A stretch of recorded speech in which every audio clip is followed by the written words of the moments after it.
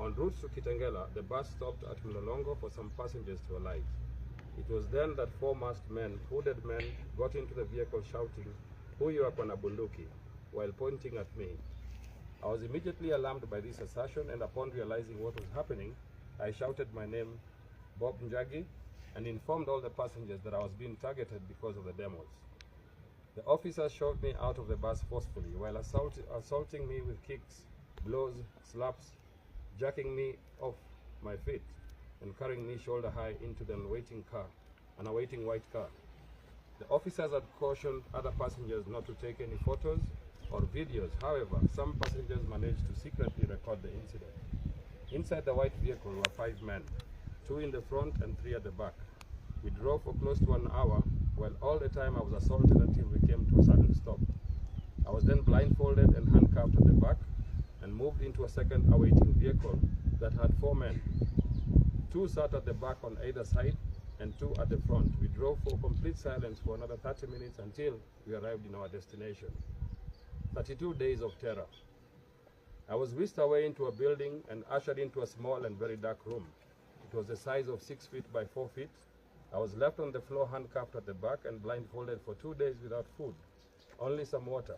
That was People power, Higher power. people power, Higher power. people power. Higher power. Who are the people? We are the people. Who are the people? We are the people. People power, Higher power. people power, Higher power. Who are the people? We are the people. Who are the people? We are the people. Who are the people? We are the people. A luta continua.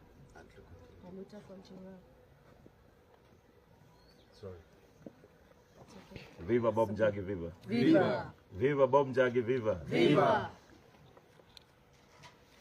Viva comrades, viva. Viva! Viva comrades, viva. Viva. Viva. Viva. Sorry. 32 days of terror. I was whisked into a building and ushered into a small, very dark room. It was a size of 6 by 4. I was left on the floor handcuffed at the back and blindfolded for 2 days without food. Only some water that was administered occasionally by one of the men. On the 3rd day, the handcuffs were removed from the back side and my hands were cuffed on the front side. I was then moved into another room. The second room had a smaller, had a small withered mattress and a blanket. This is where I stayed locked up, handcuffed, blindfolded for the next 30 days. The room was completely sealed with no light during the daytime or nighttime. The only human interaction I got was when the door would be opened twice a day. In the morning, they would open and hand me a cup of tea by removing the waste bucket and replacing it with another one. During lunch hour, I was served with a meal that would barely keep me alive. The food was unpalatable, but I forced myself to eat in order to get some strength and to live to see another day, hoping and praying that God would rescue me from this ordeal. My health depreciated very fast and lost a lot of weight.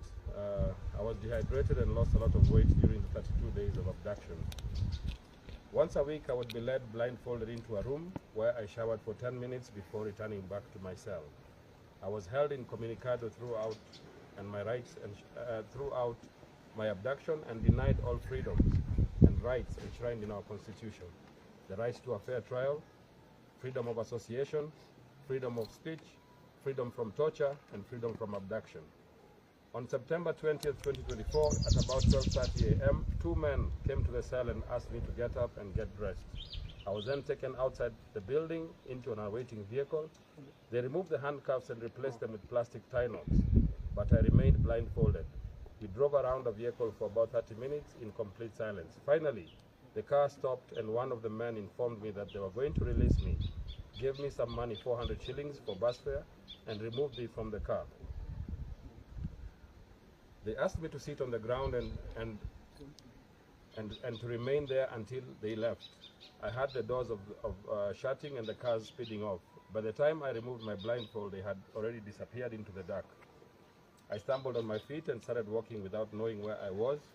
In about 15 minutes, I got to Chigoni police station. It was there that I reported the matter, which was booked in the OB. I requested the officers to contact my family, which they did. The OCS Chigoni police station arrived at about 2 a.m., where she asked me to write a statement. I complied, and later my family members arrived, picked me up and took me home. I have since been recuperating, healing from this horrific experience. I wish to take this opportunity to extend my heartfelt gratitude and thank all Kenyans of goodwill who have prayed, lobbied for our release from abduction. I wish to single out my family, my parents and siblings and relatives, friends, the Law Society of Kenya, the Defenders Coalition, the Kenya National Commission on Human Rights, comrades of the Free Kenya Movement, various human rights organizations, civil society organizations, the mainstream media and social media fraternity